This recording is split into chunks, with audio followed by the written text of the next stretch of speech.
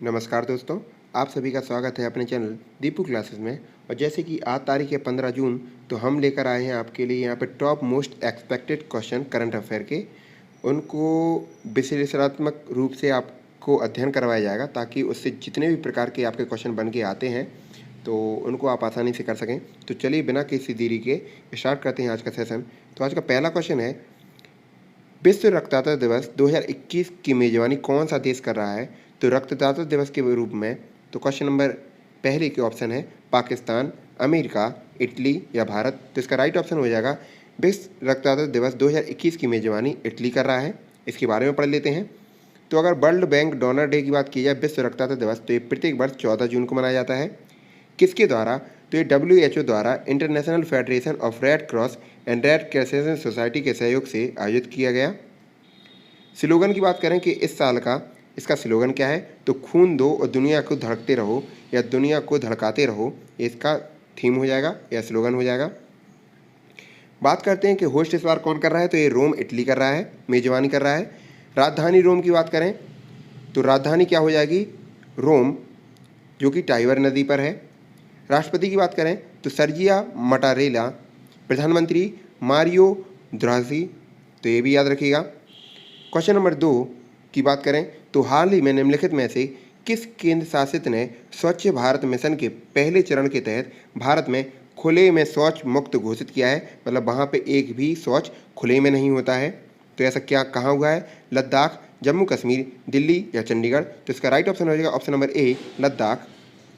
इसके बारे में पढ़ लेते हैं। तो स्वच्छ भारत मिशन की यहाँ पे बात हुई है, तो ये लॉन्च कब किया गया? तो ये राजघाट पर लॉन्च किया गया 2 अक्टूबर 2014 को। किसकी जयंती के रूप में? महात्मा गांधी की जयंती के रूप में, उनके जन्मदिवस के रूप में। लॉन्च किसने किया था? तो ये प्रधानमंत्री नरेंद्र मोदी द्वारा लॉन्च किया गया है। स्वच्छ भारत मिशन का पहला चरण अक्टूबर 2019 तक चला है। चरण दूसरा 2020-21 और 2024-25 के बीच में लागू किया जाएगा। मिशन को 2 भागों में बांटा गया था, ग्रामीण और शहरी। अगर बात करें ग्रामीण की तो SBM, जो कि ग्रामीण हो जाएगा। इसकी बात करें कि कौन सी मंत्रालय के अधीन है, तो पेयजल और स्वच्छता मंत्रालय के अधीन।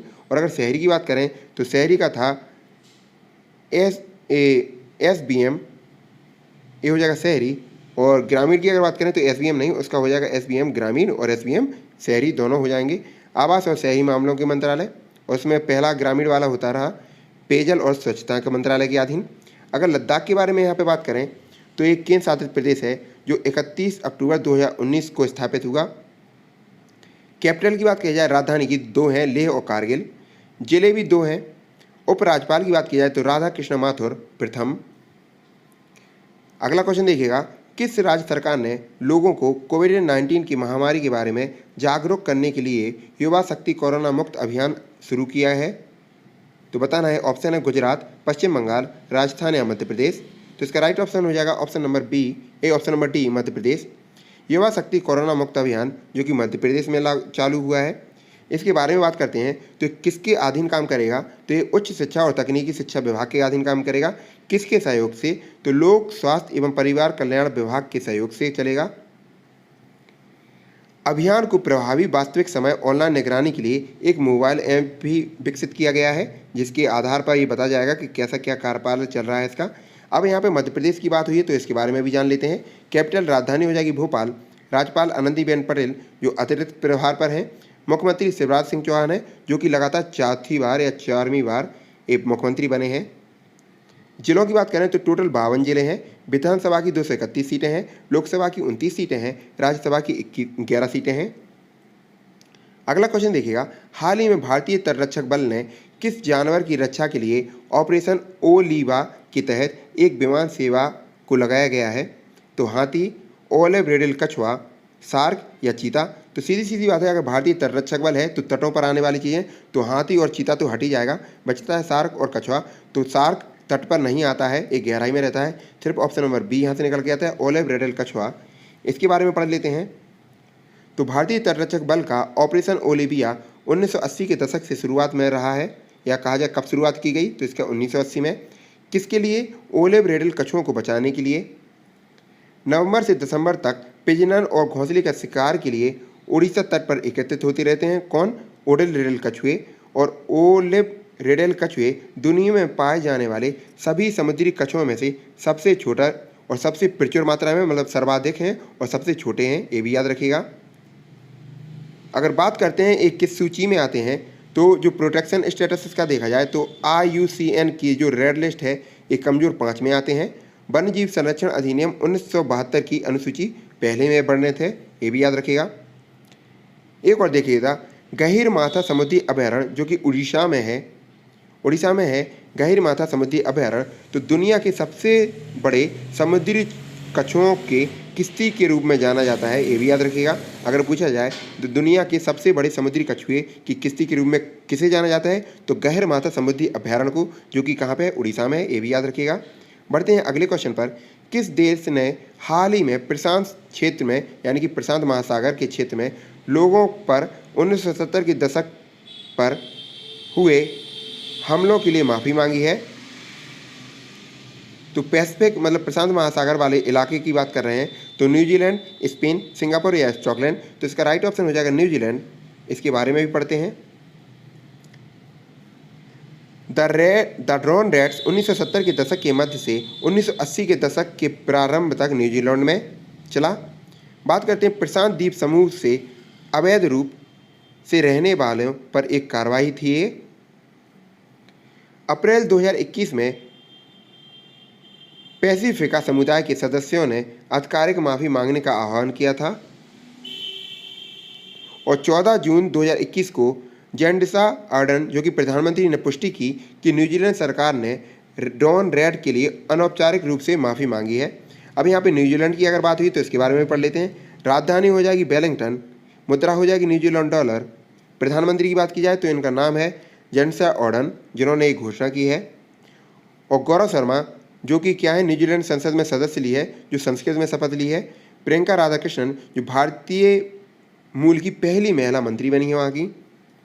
अगला क्वेश्चन देखिएगा, हाल ही में भारत का विदेशी मुद्रा भंडार पहली बार 600 अरब अमेरिकी डॉलर पर मतलब 600 अरब अमेरिकी डॉलर का आंकड़ा पार कर गया। तो विदेशी मुद्रा भंडार के मामले में भारत की क्या रैंक है? तो तीसरा है। तो 600 अरब अमेरिकी डॉलर का भी आंकड़ा पार कर गया, तो इसमें क्या रैंक हो जाएगी? तीसरा, पांचवा, दूसरा या चौथा? तो इसका राइट ऑप्शन होगा चौथी रैंक हो जाएगी इसकी। बात की जाए पहले नंबर पर कौन है, तो ये चीन है, दूसरे पर जापान, तीसरे पर स्विट्जरलैंड और चौथे पर रूस और भारत दोनों संयुक्त रूप से हैं। अगर FDI की बात करते हैं तो 2020 और 21 के दौरान FDI की प्रवाह में 10% की वृद्धि हुई है, कहा जाए 10% इंक्रीमेंट हुआ है। और अगर FDI में टॉप इन्वेस्टर की बात की जाए तो कौन कौन से देश हैं, तो पहले नंबर पर आता है सिंगापुर, जिसने 29% की भागीदारी की है। दूसरे नंबर पर आता है अमेरिका, जिसने 23% की भागीदारी, और तीसरे नंबर पर आता है मॉरिशस, जिसने 9% की भागीदारी की। इसी के साथ में अगर बात करते हैं तो गुजरात को सबसे ज़्यादा FDI मिला है। अगले क्वेश्चन पर चलते हैं। निम्नलिखित में से किस राज्य सरकार के द्वारा मेडिसिन फार्म द स्काई परियोजना शुरू की गई है? तो ये तेलंगाना, आंध्र प्रदेश, मध्य प्रदेश या गुजरात? तो ये हमारा तेलंगाना सरकार के द्वारा किया गया है। इसके बारे में भी पढ़ लेते हैं। तो हाल ही में फ्लिपकार्ट ने चिकित्सा आपूर्ति की ड्रोन डिलीवरी के लिए तेलंगाना सरकार के साथ साझेदारी की है। मतलब जो भी चिकित्सा के रूप में टैबलेट वगैरह हैं, कुछ भी ज़रूरी चीज़ें हैं, तो वो ड्रोन से, जो आप चलाते हैं कैमरा ड्रोन से, उससे डिलीवरी की जाएगी। किसने किया है? तो मेडिसिन फ्रॉम द स्काई। देखिएगा, मेडिसिन फ्रॉम द स्काई तो ये किया है विकाराबाद क्षेत्र के अस्पताल में पायलट प्रोजेक्ट है, जो कि तेलंगाना में हुआ है, विकाराबाद का। अब तेलंगाना की बात हुई तो इसके बारे में पढ़ लेते हैं। राजधानी हैदराबादी, जो कि मुस्सी नदी पर है। मुख्यमंत्री के चंद्रशेखर राव, राज्यपाल तमिसलाई साउंडराजन। विधानसभा में यहाँ की 119 प्लस 43 सीटें हैं।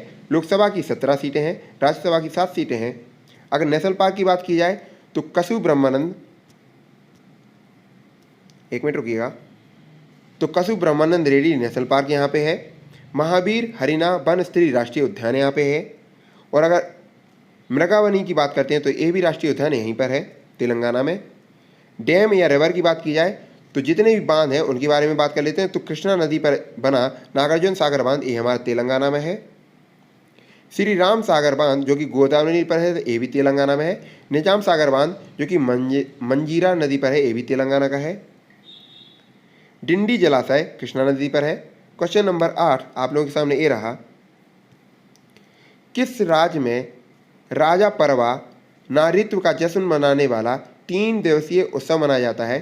तो बताइएगा, राजा परवा नृत्य का जश्न या नारित्व का जश्न कहाँ मनाया जाता है? उत्तर प्रदेश, बिहार, राजस्थान या उड़ीसा? ये आपके चारों विकल्प हो जाएंगे।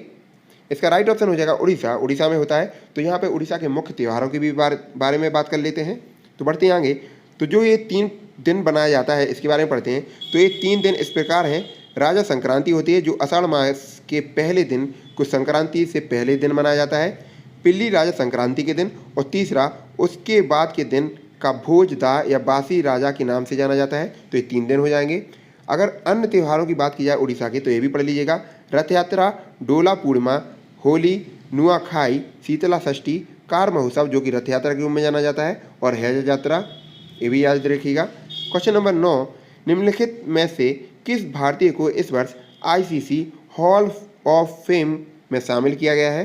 तो MS धोनी, बीनू मांकड़, रवि शास्त्री या जवागल श्रीनाथ? तो यहाँ पे जो हॉल ऑफ फेम है इसमें यहाँ पे भारतीय की बात की गई है। तो भारतीय में बीनू मांकड़ हो जाएंगे। लेकिन अगर और देशों की बात की जाए तो इसके बारे में भी पढ़ लेते हैं। तो टॉप 10 पढ़ लीजिए। आल्वे फाल्कनर एक ही दक्षिण अफ्रीका के हैं। मॉन्टी नोबल जो कि ऑस्ट्रेलिया के हैं। सर लीरा कॉन्स्टेंटाइन ये वेस्ट इंडीज के हैं। स्टैन मैकेब ये ऑस्ट्रेलिया के हैं। टेड डेक्स्टर इंग्लैंड के, और बीनू मांकड़ जो कि इंपॉर्टेंट है ये भारत के हो जाएंगे जिन्हें हॉल ऑफ फेम में शामिल किया गया है। डेंसमंड हैंस वेस्ट इंडीज के, बॉब विलिस इंग्लैंड के, एंडी फ्लावर जिम्बाब्वे के। इसके बारे में पढ़ लेते हैं। कुमार संकारा श्रीलंका से जिन्हें हॉल ऑफ फेम में शामिल किया गया है। अगला क्वेश्चन, भारत और न्यूजीलैंड के बीच आईसीसी विश्व टेस्ट चैंपियनशिप की पुरस्कार राशि क्या होगी? तो 1.5 मिलियन अमेरिकी डॉलर, 2.0 अमेरिकन डॉलर, 1.6 मिलियन अमेरिकी डॉलर या 1.0 मिलियन अमेरिकी डॉलर? तो ये 1.6 मिलियन अमेरिकी डॉलर हो जाएगी। तो आईसीसी टेस्ट चैंपियनशिप गदा के साथ 1.6 मिलियन अमेरिकी डॉलर की पुरस्कार राशि दी जाएगी। किसके द्वारा ये हुआ है? तो अंतर्राष्ट्रीय क्रिकेट मतलब आईसीसी के द्वारा। मुख्यालय इसका कहाँ पे है? तो इसके बारे में भी पढ़ लेते हैं। तो आईसीसी का मुख्यालय दुबई में है जो कि संयुक्त राज्य अमीरात में है। कब हुआ? तो 15 जून 1909 में। सीईओ कौन है? तो ये मनु साहनी है। अध्यक्ष या चेयरपर्सन की बात की जाए तो ग्रेग बार्कल जो कि न्यूजीलैंड के हैं। तो ये थी हमारी आज की करंट अफेयर। आशा करते हैं चीज़ें स्पष्ट हुई होंगी। अगर सेशन पसंद आए तो प्लीज़ सेशन को लाइक करें, शेयर करें, सब्सक्राइब करें। ऐसे ही हंसते रहें, पढ़ते रहें, मुस्कुराते रहें। बाय बाय, टेक केयर, जय हिंद। मिलते हैं अगले क्विज में, तब तक के लिए धन्यवाद।